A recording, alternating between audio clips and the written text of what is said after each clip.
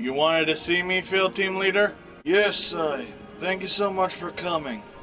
You see, we've recently had to send out a request to the guild for a 6th fleet, since many of our hunters have suddenly retired.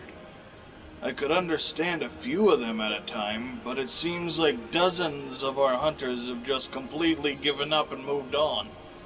I can't understand why. Maybe the constant threat of being eaten by monsters had something to do with it. I mean, people think they know what they're in for. They never really do. Are you still going to therapy for Fatalis? Oh, my therapist gave up. Anyway, what does the 6th fleet have to do with me? Well, apparently these hunters are pretty new to the career. Like, right out of training. Almost none of them have even been on a proper hunt before. So, I guess we'll need a 7th fleet to replace them in a week or two? First of all, that's horrible. And second of all, no. I want you to train them when they get here. Make sure they can pick up and use any of the 14 kinds of weapons like pros. Do you think you can do that? Right. All 14 weapons. I'll manage that. You can't use all 14 weapons, can you? No, absolutely not. 7 at most.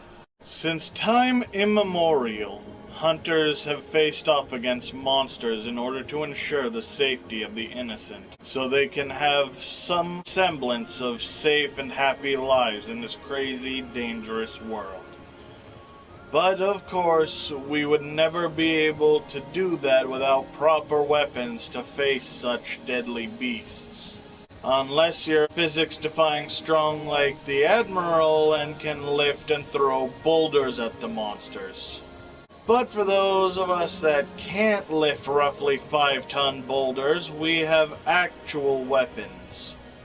And in the time since the beginning, we have made no less than 14 different weapons to cover every possible method of fighting such unique and different creatures, as well as ensuring that anyone who wishes to be a hunter has an option to fight with which they feel safe. For instance, not every hunter is willing to get as close as the dual blades or sword and shield require, or some may be squeamish about blood and prefer a blunt weapon that will only cause internal bleeding to the monsters. And today, you shall see what all these weapons are capable of. They all have their uses, no one weapon being better or worse than the others, only down to personal preference. But before we get into the proper weapons, it's important to note the staple sidearm of almost every New World hunter, arguably just as important as our main weapon, the slinger.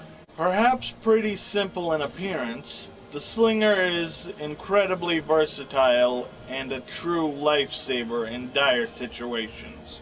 Very similar to a crossbow or slingshot, hence the name, it can fire a myriad of small, round projectiles that can be used to stun monsters or set up traps. It also houses a grappling hook, strong enough to support the weight of 2 full-sized humans, perfect for latching on to the surprisingly strong wedge beetles found all throughout the New World, allowing hunters to escape a danger at a moment's notice. And, as a fun little bonus, if you can find an area with enough of them, you can swing around like a certain arachnid-themed superhero.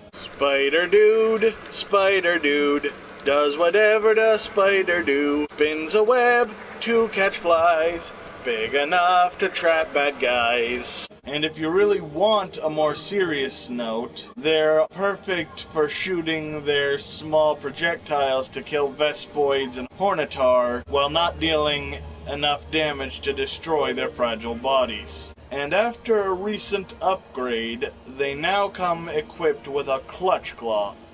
A large, claw on the end of the grappling device, allowing us to latch onto a monster and reel ourselves in, allowing us to deal some serious point-blank damage to certain parts of a monster, or smack a monster with the claw so hard it turns the monster roughly 60 degrees. This can then be paired with the slinger's firing mechanism to shoot all of its ammo at once with full force, sending the monster stumbling forward. And if done properly in the right spot, you can even send the monster directly into a wall, crashing into it and falling to the ground in a daze. So that is the slinger, an incredibly useful and versatile weapon, but at the end of the day, it's only a sidearm. You'd be hard-pressed to bring down a monster with just the slinger. Thankfully, we hunters have access to no less than 14 main weapons we can use. But it's important to remember we often hunt in teams of 4, and the majority of these weapons are melee weapons. So even with 60-odd foot monsters to attack, there will be times when you are in close proximity to your allies. So it's important to watch where you're swinging, unless you have an unfortunate accident. Now's a good time to mention he hunts dodogamas. So, without further ado, it's time to get into the main weapons that have let hunters fight on the level of elder dragons. Now, one of the first things we as hunters must accept is that we are simply weaker than almost any monster we are going to encounter. They are bigger, more durable, often stronger, and in the majority of cases, faster than us. The gap in power is simply too great for us to be on a level playing field against most monsters, especially against the elder dragons, who even heavy artillery seems to only tickle more than anything. Look what they need to mimic a fraction of our power. But there is one main weapon that almost allows us to stand on equal footing with these mighty beasts, capable of doing the most damage of any weapon in one attack, capable of cleaving smaller monsters in half or knocking down larger monsters with one well-placed shot, the great sword. As the largest and heaviest weapon available to hunters, the sheer weight behind the weapon causes immense damage upon contact, with the size allowing for greater range to stay at a safer distance, and strikes can be charged for greater damage. Unfortunately, that weight also limits your speed and agility, making you less maneuverable than other weapons. The blade is sturdy enough to block attacks, but this is far less reliable than actual shields used with other weapons. Still, in terms of dealing heavy damage in only a few strikes, few other weapons can compete.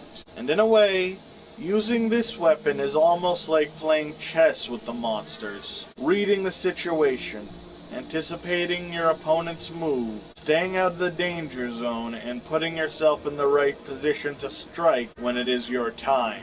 As powerful as this weapon is, it isn't just about the power, but about being smart as well. And so that's the greatsword. Lots of power at the cost of speed, but the level of damage it causes is well worth it. Many hunters using this weapon for a quick and easy victory. But power isn't everything. A good hunter also has skill, and the next weapon is all about skill. Previously stated, power can only do so much for you. But all the power in the world is worth nothing if you can't land the attacks you throw. Strength must be tempered by skill and precision, and no weapon embodies these traits better than the long sword. Just as long as the great sword, but much more slender and therefore lighter, the long sword allows for much faster attacks in a far wider range of motion. Almost too wide of motion, since longsword has been condemned with the label of most irritating weapon to have a partner using, many hunters complaining about being tripped up by a careless longsword user. However, this does nothing to dampen the longsword user's spirits. Like, seriously, something about the longsword awakens the true fighting spirit inside a hunter, allowing them to unleash incredibly ferocious attacks at a certain time, culminating into the devastating Spirit Helm Breaker. And while it is far too light to be used to block, it allows for quite a bit more maneuverability than the Great Sword, so you can quickly sidestep out of the danger zone. And of course, there's no need to block when you can masterfully counter with a lightning-fast Eido strike. So that's the longsword. It has speed and precision with a level of skill and combos that will never leave its wielder without an option. Now, between these two weapons, you may be concerned that all weapons are insanely oversized for your average person. But worry not, because the next weapons are smaller, but stand as physical proof that size doesn't matter. You've seen a weapon that is powerful but slow, and another that is quick and precise but lacks in defense and cannot be charged for stronger attacks. And they're both insanely long. And you may be wondering, is there a balance between the two factors as well as being shorter? And as luck would have it, there is a weapon that is perfectly balanced, as all things should be, the sword and shield. A straightforward yet reliable weapon used since medieval times, the sword and shield are the most balanced of all weapons. They are technically a jack-of-all-trades type weapon, being able to attack quickly, block attacks, and focus power into them for more powerful attacks. The blunt shield can be used to bludgeon the monsters and leave them stunned and helpless to further attacks. It can be used to launch its wielder into the air and land some decent aerial attacks. And elemental swords will pretty quickly stack up their elemental damage on the target, which makes up for the relatively weak damage the weapon will deal. And also, most other weapons are either too large or take up both hands while being used, preventing hunters from using items while holding their weapons. But with the shield being strapped to the hunter's arm, the second hand is freed up, letting them freely use items, making them incredible for support. Unfortunately, while the sword and shield is a jack-of-all-trades weapon, it is sadly the master of none as well. It's lower damage and less options in certain roles compared to other weapons. It may be able to extend beyond the niche method of combat, but it struggles to compete with the other weapons that do fill these niches. Still, it is a solid weapon that allows for excellent team support by using items while being able to attack, and with this, it allows its wielder to put down traps in an instant, allowing them to exploit chances for free damage by immediately attacking their target right after. But that is the sword and shield. A weapon with range in every aspect of combat, but that range is limited in every area. But like the old saying, two heads are better than one. What happens if you use two swords? Longsword, sword and shield, the insect glaive, and the switch axe. All these weapons are decently fast and allow for a good range of motion, but none of them truly embody speed and agility quite as much as the dual blades. Two small and light blades wielded together, the dual blades are unparalleled for their lightning-fast striking efficiency. While they can't deal nearly as much damage as bigger weapons in single strikes, they obviously aren't used with single strikes. Instead used to unleash a devastating flurry of rapid strikes in a matter of seconds. and they are unmatched in the amount of elemental damage they can inflict on a monster with their rapid strikes. Their light nature also allows the user to be much lighter on their feet in exchange for being unable to block and defend. Evade the monster's attacks and go in for your own when you have the opening. In a way, it's almost like a dance of death, using your moves to outpace and defeat your opponents, with the slightest misstep spelling your doom.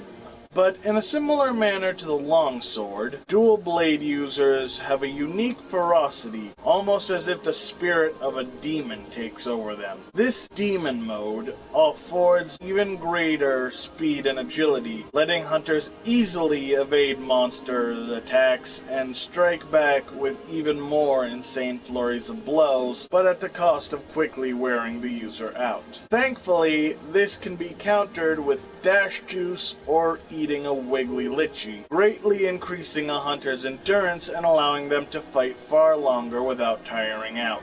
And this mode allows hunters to unleash the dual blade's ultimate technique. When leaping off a ledge, becoming a human saw blade and tearing your way down a monster's back, dealing massive damage. The bigger the monster, the more damage.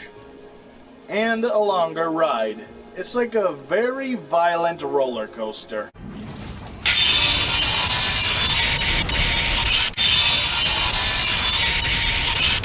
So that is the dual blades, the unrivaled champions of speed and agility, as well as the definition of death by 1,000 cuts. Plus, arguably, the weapon with the most variety of shapes. But of course, with all these razor-sharp weapons, there is often a lot of blood flying around, which I understand not everyone is a fan of. Thankfully, there are a couple of blunt weapons that may not bring the blood, but they do bring the pain.